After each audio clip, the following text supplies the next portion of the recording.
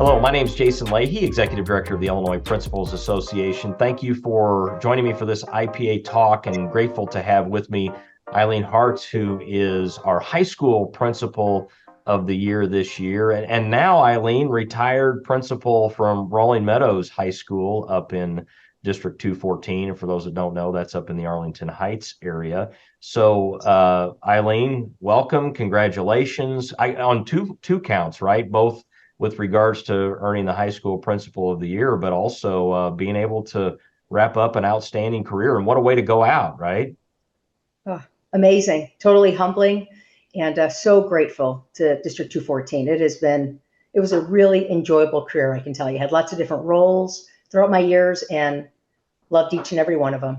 Yeah, yeah. So I want to get into some of those things a little bit more, but I always kind of quip when I'm talking with retirees that their smiles are a little bigger, just because, while I know that the work's important and we're grateful for the opportunity to do it while you did, the load is off a bit, right?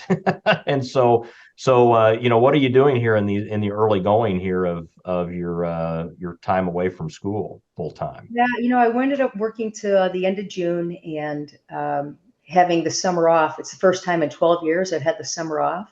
Yeah. And early in my career, I actually started as a volleyball coach, and I was an instructional assistant in special ed. And I ended up coaching with a couple of women for about a decade on girls and boys volleyball. So we were able to connect in July, which I haven't been able to do. Take a nice vacation out in Colorado, take a nice trip to Florida. So just a little bit more time with family, but a lot more time with friends and people early in my career, believe it or not. Many lunches with people that are retired as well that I worked with, 30 years ago. So I'm so grateful to having a retirement of District 214 and TRS and IMRF. The time has been a real blessing. Yeah. So just kind of because I'm curious, you don't have to go too deep in any of this, but just, what was it like having those lunches and revisiting some of those memories and things with your colleagues? Oh, you know what? We laughed. We even posted a couple things on Facebook, and we had some hits from girls and boys from volleyball teams that we coached years ago from the kids. They were excited to see us again and, together, which is hilarious. I call them kids, right? They're, in their 30s and 40s. Sure. But the lunches were fantastic. There was just a lot of people who talked about, oh, your Sunday night's going to be a lot different. I kept hearing that, and that's true. But more than anything, just to connect to see how's their life now. At the time you're with your colleagues in your division, your department, your school, you're in this tight knit. We're coaching, we're on the practice every day, we're on the buses for home and away games, right? Where you're just so in the trenches at the time. And just to pause a little bit and see, how are you doing today? How's your life today? How are your children? What have you been doing? Just to put that on pause has really been so special. I'm glad I get to do even more of that. Yeah, that's terrific. Well, it's nice to be able to go deeper in those relationships that sustain you throughout your career, right? And touch base with everybody, and then reconnecting with students. So now the payoff happens, right? Where you worry, like, are we really having an impact? Now being able to see that and see where they are. So obviously that's pretty awesome as well. So you touched on just a little bit of some things with your career, Eileen. You obviously had a terrific 12-year run at Rolling Meadows High School as the principal there. But, I'm just kind of curious, what got you to that spot? Where did things start for you? And then what got you into the position that ultimately also got you to being high school principal of the year here in the state of Illinois? Yeah, it's interesting. I've had a long journey of different jobs. Graduating college in 1986, everyone told you don't go into education because there weren't really teaching jobs, right? In the late 80s, schools were closing. Staff was moving around, so there weren't really opportunities. So after trying another career, I said, I'm going to go back. I'm going to go back and go to get my teaching certificate in the evenings. And that's where I started coaching volleyball. It was like 1989. And there was an instructional assistant opening in special ed at Wheeling High School. And that's when I started getting into it, visiting the classrooms in math and science and English and history. And just the buzz really caught on. Just wanted to keep coaching. I wanted to teach. And early in my career, to be honest with you, when I was finishing my degree at night, I had some administrators super supportive about creative ideas in the early 90s about how we could co-teach a class of history and technology. Back in the day when we had like ruby red apples, right? How funny was that? Yeah. But a woman, Trish, and I ended up creating a course, and it was a multimedia social studies class. And early on, I started thinking, I would like to be a leader like that. I would like to make sure that I'm listening to staff, hearing their ideas and thoughts, and helping making those ideas happen. So I really had a taste of that early in the 90s, and that's what really drove me. That's terrific. Well, and it's nice to have the encouragement of some other leaders, right? To be able to, I mean, how critical do you think that was for you to be able to see that, have that in order to kind of move you in the direction where you ended up? Yeah, I think it was super impactful, to be honest. I remember talking to an associate principal, and she was all about it. They were very, very supportive. Nancy was super supportive and talked to the principal, and they were just absolutely supportive of, like, yeah, go do that. Give that a try. Technology is growing. What could this class look like? What are the skills that the students could learn and take on while learning technology and social studies? And so for me, it was a great way to dream, think about how to teach something differently, use this new technology. Back in the day of Apple Works and Cork brochures and how you could do presentations. So for me, it was a really creative time. So I love that. I love the support. And I remember learning early on, like, that's a really critical part of leadership. And meanwhile, I was coaching, of course, boys and girls volleyball, did some basketball. Uh, you start to really talk to kids, right, after practice or on those bus rides. And I used to listen to them a lot about what did they like about the course, because I had some of the student athletes like in my class. How do you see the class going? What would you like to add? What would you like to see? And we would ask actually the students in the class, Trish and I. So we taught that class for many years and learned a lot from an administrator that was supportive, from letting us dream and think about ideas, but also from the students. What's driving them to take this course? Because it was basically an elective. So listening has always been a critical part of my journey. Sure. So what got you into the principalship then there at Rolling Meadows? Well, there was a time when I was able to become the girls athletic director at Wheeling High School, and learning about budgets, learning about scheduling, supervision, being at events, how to schedule a big event. And that was really exciting. But I also had great encouragement as well from the boys athletic director and the athletic director of, like, think about getting your administrative degree. And I was thinking about that from that dreaming on the social studies tech class I was teaching, a multimedia. And I thought that's going to be a really great fit because I liked budgeting. I liked the supervision. I loved listening to the head coaches and saying, what are your needs? And looking at ordering uniforms and supplies and just diving in with a good amount of budget to learn. And then I started taking the classes and I liked them. I liked from a law class. I liked from a leadership lens, community outreach classes. I just thought as a teacher, I was learning a lot of things that I never heard about in my teacher education pathway. That, not from any flaw. I think I had, great background education. I just don't think they don't have time to teach that deep of school, right? Supervision of teachers and school law. And I really enjoyed those classes. And I think it benefited me as a teacher of saying, oh, here's how administrator comes in and looks at a classroom. And here's how they look at working with the community. So things like that. You may have a similar experience, but that was really a great learning curve for me.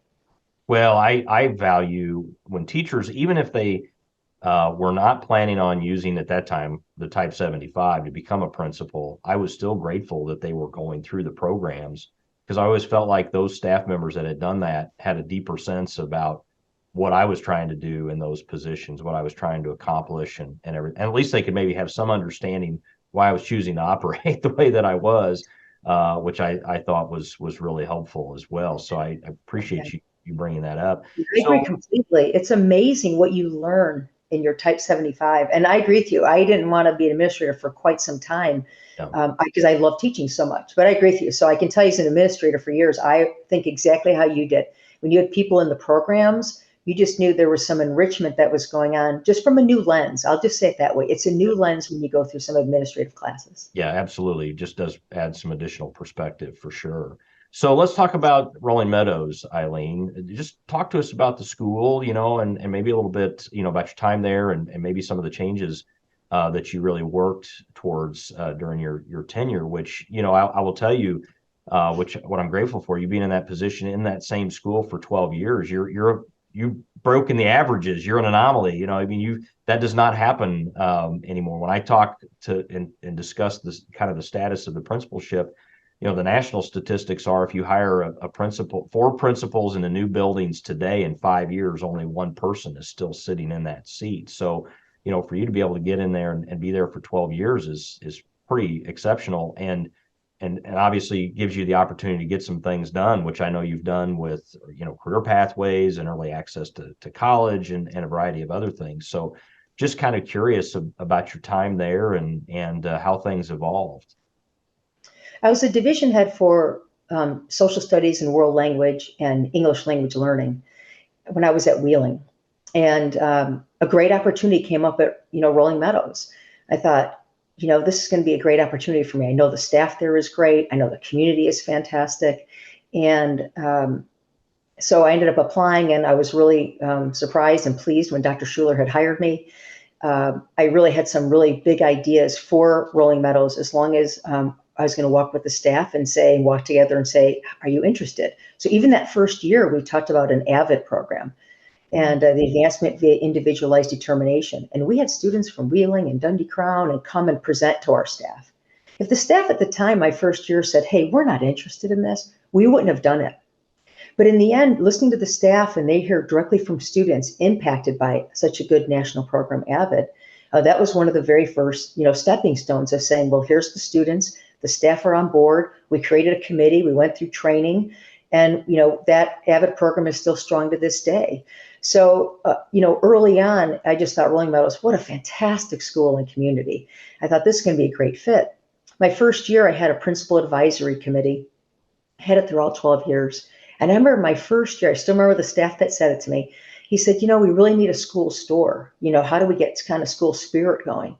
And it took some time. We didn't get it off that first year, even those first couple of years. But you talk about pathways. So we were able to create some courses in graphic arts and design. And the kids were really gravitating towards it, so much so that we had to create a couple of more courses because, hey, the kids like it, they're driving it, they're selecting the course, had phenomenal teachers. So we built on that. Meanwhile, we had a great business teacher. And she was like trying to run the school store. We had some special ed students working in the store.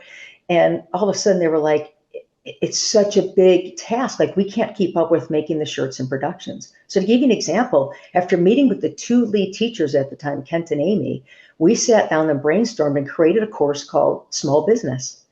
And those kids who love business, students who love graphic arts, they worked together. And they were actually a small business designing t-shirts for a Friday night football game or a Spirit, or for a coach and their athletes, for a PTO at another school.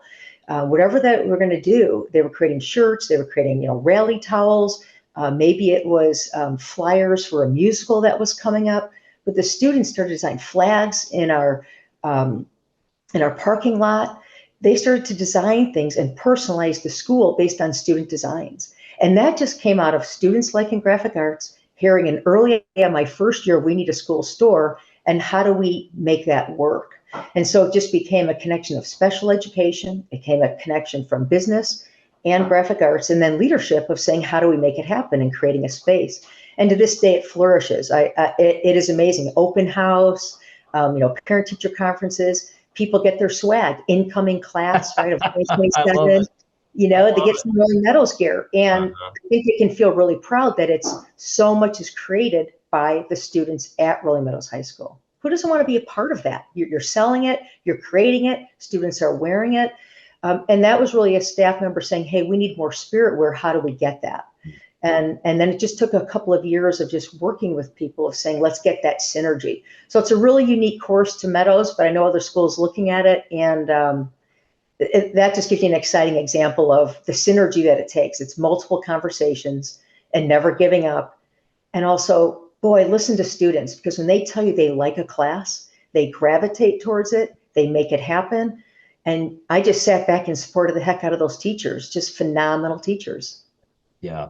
Well, what I love about what you're sharing there is you really are meeting a couple of different needs. I mean, so getting the swag out there, obviously that's building climate culture, right? And so that's awesome. and then also looking at meeting some learning needs for these kids, providing them, what a wonderful real world experience overall. Production design, the business side of it, program or project management is another thing that kind of comes to mind, and how critical that is, thinking through the details. The other part too, with regards to your team, with your staff there, is giving them some real autonomy and agency, and giving them some real ownership in what's going on there too. So that's just hitting a lot of the right notes as well. Let's pivot a little bit, Eileen, to the early access to college. Can you talk a little bit about that and what that work entailed? Yeah, the district's been fantastic. That was a whole, District 214 wide of, how do we get kids that they're more than a score was an early conversation, talk around 2010, 2011. We were saying, kids, 2012, kids are more than a score, right? They take an SAT or an ACT on one day. But how can they build in pathways? How can they get dual college credit? So like that class I was talking about, there's a dual college credit, graphics, advanced graphics class. How can kids get this exposure, speech in English, right, from their math level? Because part of the discussion that we had a lot across District 214, and I credit Dr. Schuler that was there, and Dr. Lopez for teaching and learning associate Sue, and all my By the way, principals. Dr. Lopez is also a former high school principal of the year. I know, when I was at Wheeling with him, he was principal of the year, and Yep. he hired me as a division head, so I'm always beyond grateful to Dr. Yep. Lopez for You helping bet. to get me a start in administration. Mhm. Wonderful man. But I'll tell you, just having the dialogue of saying, when kids go to school, so many times they're at, a level or two below in math. They're not at college level at the time, or maybe they need, a little pre-class in English. And started thinking about AP is great. Advanced Placement Courses are fantastic, those courses. I taught APOS history for years, loved it. But sometimes you have to pass a test and get to a certain score. There's nothing wrong with that. That's just been the setup for years, right? But dual college credit is, can our teachers be considered adjunct professors, which they were able to make happen in 214 for many teachers, and then the students who they feel comfortable with while in high school able to earn dual college credit from across pathways. From a culinary sense in ProStart, you have, like I said, in graphics, you have it in English, you have it in math. There's so many areas that you get in art, 3D, there's just so many places that you can start to get dual college credit. So that students have access. And if they partner that with maybe one AP class or two or more, many times students are having college credits as they exit 214. What a gift. And understanding college level rigor to have a greater success rate in college, which was our goal across the district by all my principal friends and administrative friends. So I'm guessing that you had to have some good partnerships with, the higher ed institutions. How did that work, and I know it was district-wide initiative as well, but I know you obviously were engaged with that. So kind of curious about how did you maintain that and cultivate that relationship? Yeah, and I think you want to work with your community schools, like our community, which was Harper, right? It is Harper College, but also maybe if it's with autos and from Triton, there's just schools, and so you end up having conversations. Lewis, when they're building aviation and tech, and to really visit with that school and talk to those colleges. And early on, I remember, especially math and English, our teachers were talking a lot to those, college professors and having a dialogue about what the course could look like. What is that syllabus? What are those skills that are needed? So all those that's good, really good communication and spending time together. And there was times we had group meetings, and we had staff who went to different buildings, went to these colleges. Eastern opened the doors at Eastern University and talked to our teachers and staff. National Lewis is another partner, a big time in education. So when I think about our Ed Academy program, that's what it was called for many, many years. Now there's a series of educational teaching and learning courses. They were a huge help. So I think it comes down to meeting yearly, having teachers talking with teachers, doing workshops, and having an ongoing dialogue as we really learned about each other, right? Our high school staff and administration, we had to learn about the college and creating those partnerships. So I just know that the students have greatly benefited from having these opportunities because they're really across the board. It doesn't matter what we've talked pathways, it doesn't matter what your interests are. If it's law, if it's you love English, if you're loving the math, if you're loving the graphics, if you love music. There's AP and dual college credit, theater. We just want students to have those opportunities in the fine and performing arts, in all the academic areas. And it goes back to students are more than a score. We wanted them involved in athletics, activities, clubs. So really interesting. So Eileen, I got two last questions here for you that I wanted to ask you about, that I ask all principals right now as we're having these IPA talks and things.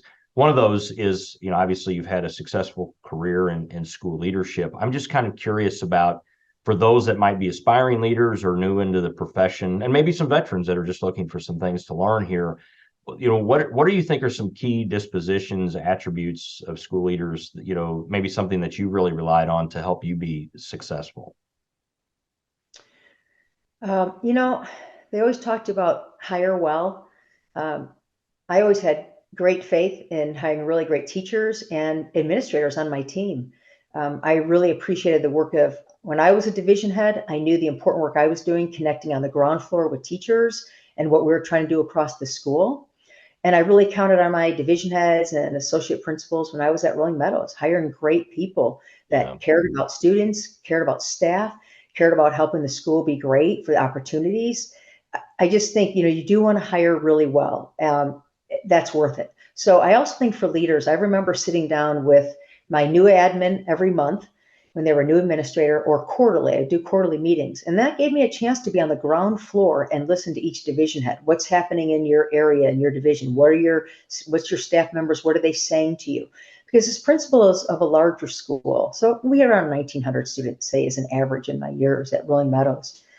There's just no way you can get to every staff and be so close to them and be on the ground floor of what they're saying. But having quarterly meetings where my division head could just sit, talk to me what was happening in their division, I just sat back and listened. How do I be of support to them? What is it that their staff wanted to do? That was really helpful. If you like to listen, if you like to help people, I think it's a fantastic career to go into. Just know that you're going to build a great team around you. And when I was in there, I was hired, I had some great people that were already administrators at Rolling Meadows. And so I was able to tap into their expertise and learn about the school. So I would say that's one of on the forefront. The other one I would say is, I don't think there's any better job than being a principal.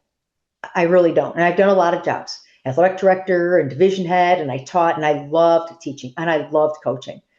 But to be a principal, I remember dreaming and thinking about agriculture. So I'll keep it, short enough. But I remember thinking, we're in the suburban school.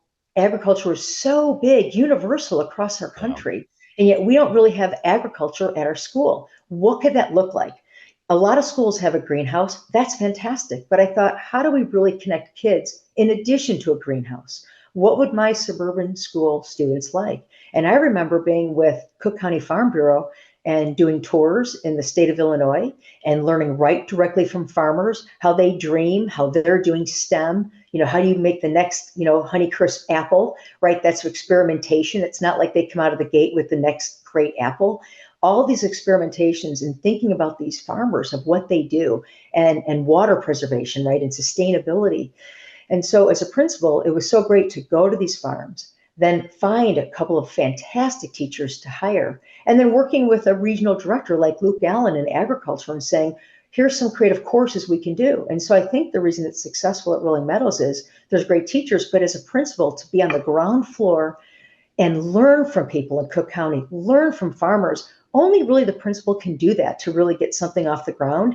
And then from there, you just keep hiring amazing people and listening and learning. And all of a sudden, we've got this wonderful veterinary science courses, veterinary science 1 and 2, and a technician level, a food science class, an agricultural biology class. All of a sudden, that synergy happens with this really vibrant greenhouse. We're able to give food away during the pandemic, and students still grow and sustain. So when I think of things like that, I just don't know that many positions, that many roles in education that can give you that kind of freedom. Yeah, to get things done, right? Right? I mean, it's amazing. It was incredible. And it was like a 5-year, work of journey, but every year it got better and better. And we have our dog therapy program. And That's just a fantastic program. We have Yeah. dogs in the school, and they're there for therapy, and they're trained through a fantastic group, MAST, Masonic Association of Services, and therapy dogs. So there's partners. That's about building partners. So I would say if you love to dream, if you love to listen to staff, if you can trust in them, uh, some of the days are hard. I'm not going to lie. That's There's right. just there's hard days, and there's no doubt about it. But keep having faith in yourself. Know why you're there each and every day, why you wake up to work hard, right? To support others in your community. And then I think, boy, that career is just fantastic. But hire great people, right? Yeah. You're a team, right? You're a team. Absolutely. Well, that sure solves a lot of problems for you that never come up because you've hired the right folks for sure. And I just got a comment quickly on your focus on ag there, Eileen. I'm a guy that has my state FFA degree. I grew up in a small rural area, and for you to work to bring, something into the suburbs that's really so critical and important, to the overall Illinois economy, is pretty awesome.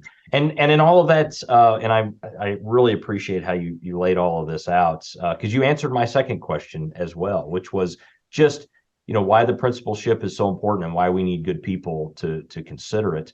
And really the opportunity is for impact, right? If people are doers and interested in getting things done and seeing tangible results related to the work, school leadership is absolutely the place to be. Yeah, and I would say for any leader out there is make sure you shoulder tap. When you're Yes. talking to staff that has that ability, gosh, reach out to them and let them know. Wow, you created this great program. Have you thought about leadership? Yep. Here's this ability. I see how you work with family members and friends.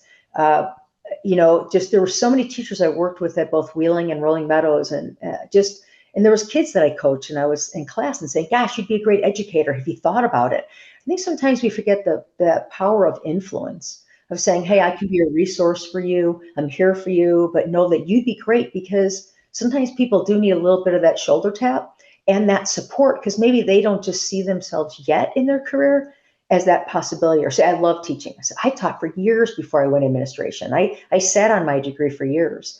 But when a great opportunity comes, if you don't have that degree, you won't be able to jump on that and say, wow, that's a great school for me. That's a great role for me. So I would just encourage all administrators, listen to your administrators under your tutelage. If you're a principal, give them a voice, give them time, and hopefully we can build and encourage like that next fleet of amazing principals that we need out there. And then just for IPA, I went from my first year on of 12 years as principal in North Cook region and appreciated all my colleagues at the North Cook region and met great people at the IPA conference and principals across the state. So I do think there's organizations and groups and we're there to support one another. Yeah, no doubt. Well, Eileen Hart, our 2023 high school principal. You're now retired principal of Rolling Meadows High School. It's been a pleasure. And again, congratulations to you both on retirement as well as, winning this outstanding award, and well deserved too. So thank you so much. Well, thank you for the IPA and meeting with you today, Jason. And really, it's very humbling to receive that award. So I'm extremely grateful. I thank you so much. Well, it's a pleasure. Again, my name is Jason Leahy, Executive Director of the Illinois Principals Association. Thanks for joining me for this IPA talk. And as always, if there's anything IPA can do for you, just give us a call or check us out on the web at ilprincipals.org. Take care.